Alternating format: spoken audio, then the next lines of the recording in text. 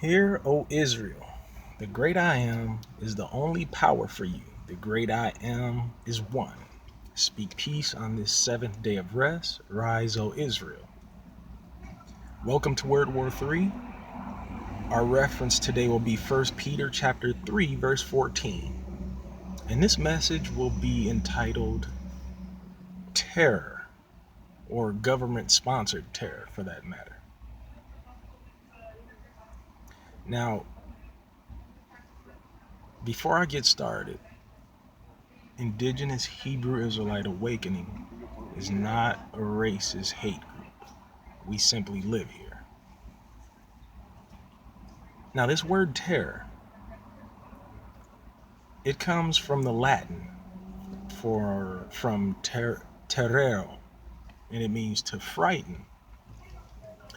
And one of the definitions of it, and you can go to Webster's 1828 dictionary for this, it means extreme fear, violent dread, fright, or fear that agitates the body and mind.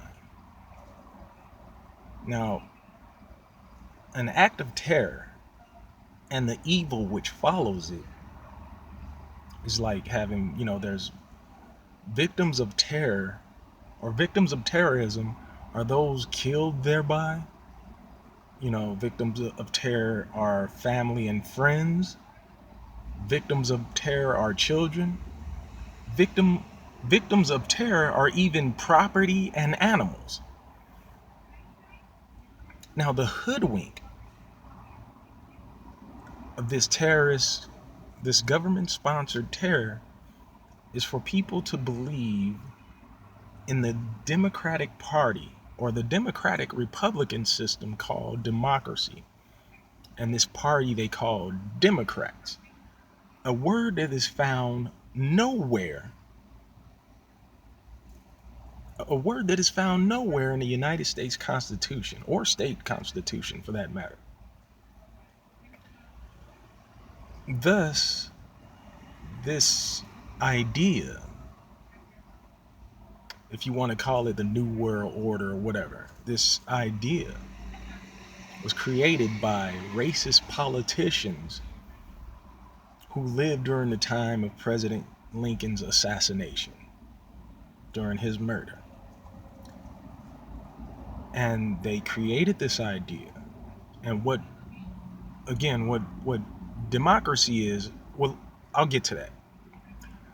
A government is still influenced by Robert E. Lee. And this is a person who wrote books when he was captured, and even after him paying his due to the public. This man wrote books after the Civil War, a war he fought to keep people enslaved, to keep black people enslaved for that matter, the color code. So, and again, this is where the color of law comes from, believe it or not. And so you still have people today telling you that democracy belongs in a government built from a republic. We have the word republic in the Constitution, but we don't have the word democracy there. So, what is democracy, you ask?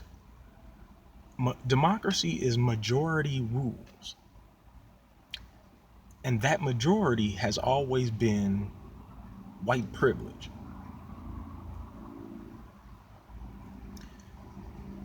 Now, the whole reason why we're like protesting or whatnot is based upon, the flag being, well, not simply because of the flag, because, years and years of black people being, excuse the background noise, years and years of black people being terrorized in the government that keeps telling them one thing and doing another. And so when Colin Kaepernick, number 7 of the San Francisco 49ers, which is my favorite team, by the way, when Mr. Kaepernick took a knee and he didn't want to salute the flag, and we went on through all these different ideas as to, or people went through all these different, you know, instances as to say, okay, he took a knee for black people only, or he took a knee for everyone. Well, let's take a look at this guy named Francis Scott Key. And he is supposed to represent everyone in the United States. Again, he's the 4th District Attorney for the District of Columbia back in his time. The 4th District Attorney. You may not have known that, but he is also the writer of the Star Spangled Banner. And we'll find the terrorism in this writing that he done. Now, in the 3rd verse, like scripture, in the 3rd verse of this song, it goes, no refuge could save the hireling or the slave, meaning there were also, there were also contract slaves, indentured servants, and there were also actual slaves at that time. So again, no refuge could save the hireling and the slave from the terror of flight or the gloom of the grave. So from the terror of flight, meaning if somebody was, if their community was hit, they would scatter or whatever, or the doom of the grave, meaning they would be killed. So again, this is a song written by the 4th District Attorney for the District of Columbia, your state capital, your United States capital. And not only that, in March 3rd of 1931, this song received a statute at large, 46, statute 1508, and it was codified at 36 USC subsection 301. So the United States government was serious when they made it a statute at large and they codified this song. They were serious.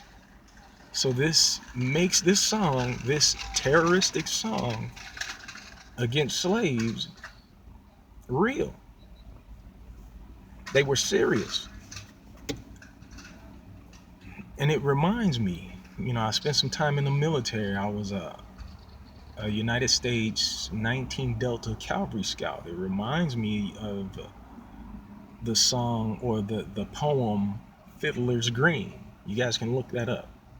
And that's basically, somebody going to war and, giving up their life simply to go to hell. Now, the maker of, I want you guys to look up William T. Thompson. And he was the creator of the Confederate flag, the Southern Cross flag.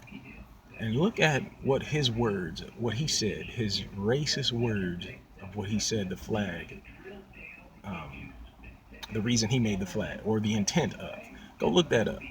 That's your guys' homework for today. Now, for you Negroes, the Dred Scott versus Sanford is 60 U.S. 393, and it was in 1857. This ruling was upheld. This ruling said that Mr. Dred Scott could never be a citizen of the United States. It said that all Negroes could never be a citizen, and nor should white people respect Negroes or slaves at that time.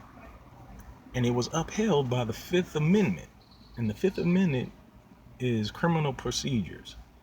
Also, the Fifth Amendment is a part of the 10 Bill of Rights. And it makes you a criminal slave. In the wording, it goes, the Congress shall have power to dispose of and make all needful rules and regulations respecting the territory or other property, Negro slaves, belonging to the United States. And nothing in this Constitution shall be so construed as to prejudice any claims of the United States or of any particular state.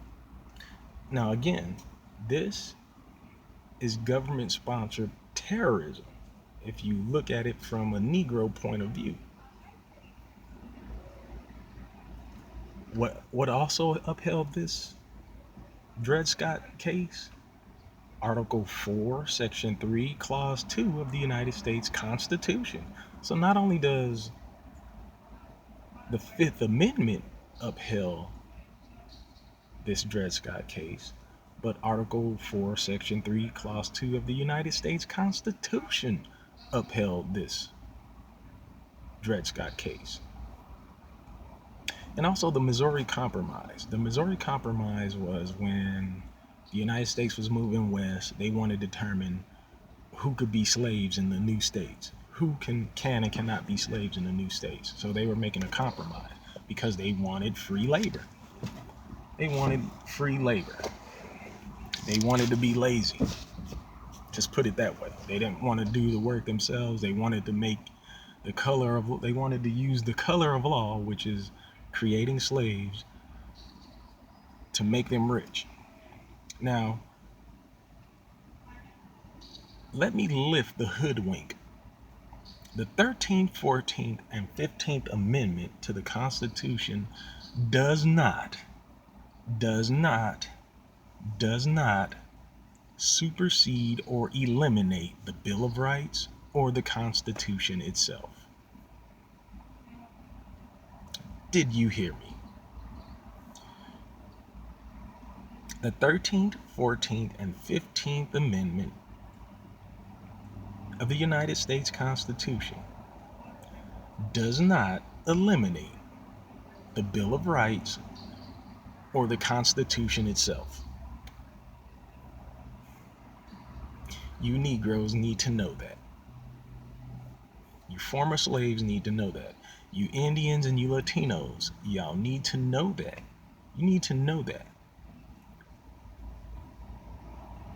Title 18 of the United States Code deals with criminal and crimes and criminal procedures. This criminal code, which is the color of law always used, is used to determine the color of code or the color code or color of law. And again, if you go to the Office of Budget Management, you will see that there's people who are called white, people who are called black, Indian, all these different color codes that they have made up in order to determine race in the United States. Again, a color code. Let me get this real quick. Let me get this done quick because I'm running out of time here. Now, the Civil Rights Act of 1968, Statute at Large 82 Stat 73. This is something that Dr. King fought for. And one of the titles, again, the titles that were amended was Title 18, which is criminal crimes and criminal procedure, the one where color code of law is found. Title 25, Indians or the indigenous people, and Title 42, Public Health and Welfare. And again, when you look at it says Title 25 Indians. Again, Dr. King fought for those rights. And what is Title 25? Again, is constitutional rights of Indians. They put you in there as a color, but they took your indigenous rights away. Y'all need to know that. Because again, in the Constitution itself, Indians were excluded and other peoples. And this is a document that's still in play today. I'm going to put the links down below so you guys can check all this information for yourself. I also want you guys to read 1 Peter chapter 3, verse 14. In fact, let's read that. 1 Peter chapter 3, verse 14. But and if ye suffer for righteousness' sake, happy are ye, and be not afraid of their terror, neither be troubled. unquote. And that's from the King James Version. Don't be afraid of them, folks, because you have a crown of glory coming, and a glorious crown will be coming. I am a Hebrew Israelite and a conscientious objector. I am also a minister of peace. Hebrew Israelite out.